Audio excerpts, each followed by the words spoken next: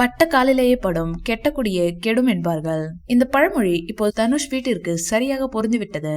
தனுஷ்கும் ஐஸ்வர்யா ரஜினிகாந்த் இருவருக்கும் இடையே விவகாரத்து அறிவிப்பு வெளியானதிலிருந்து தனுஷ் ரொம்பவும் சைலண்டாக தான் இருந்தார்.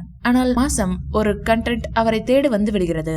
அதிலும் சமீபத்தில் பாடகி சுசித்ரா கொடுத்த செய்தி எல்லாம் ஒட்டுமொத்த தென்னிந்திய சினிமா உலகத்தையுமே ஆட்டி வைத்தது என்று சொல்லலாம். அந்த பிரச்சனையை மக்கள் மறப்பதற்குள் தனுஷ் மீது சென்னை உயர்நீதிமன்றத்தில் ஒரு வழக்கு கொடுத்திருக்கிறார்கள். தனுஷ் போயஸ் கார்டனில் பிரம்மாண்டமாக ஒரு வீடு கட்டியிருக்கிறார் என தெரியும். ஆனால் அந்த வீட்டில் தனுஷ் மற்றும் அவருடைய மகன்கள் அவ்வப்போது வந்துவிட்டு போவது மட்டும்தான், நிரந்தரமாக யாரும் தங்கவில்லை. அதற்குள் அதே ஏரியாவில் இன்னொரு வீட்டை வாங்கியிருக்கிறார். அந்த வீட்டில் ஏற்கனவே ஒரு குடும்பம் லீஸ் அக்ரிமெண்டில் வசித்து வந்து கொண்டிருக்கிறார்கள்.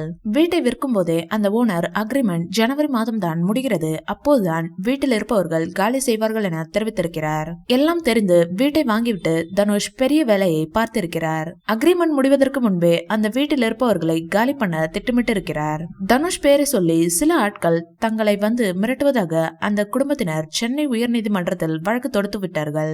விஷயம் பெருசானதும் அந்த குடும்பத்தினரை அழைத்து சமரசம் பேசிவிட்டார் தனுஷ். என்னதான் சமரசம் பேசினாலும் தனுஷ் போன்று இமேஜ் இருக்கும் நடிகர்கள் இது போன்ற பிரச்சனைகளை தவிர்ப்பது ரொம்பவே நல்லது. மக்கள் மனதில் இவர்களை பற்றி தவறான எண்ணம் வந்துவிட்டால் அதன் பின்னர் சினிமாவில் இருந்து ஒதுங்கி விடுவதுதான் நல்லது.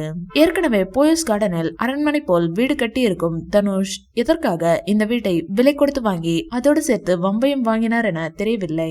இந்த வீடியோ பிடிச்சிருந்தா லைக் பண்ணுங்க, ஷேர் பண்ணுங்க, எங்க சேனலை சப்ஸ்கிரைப் பண்ணுங்க.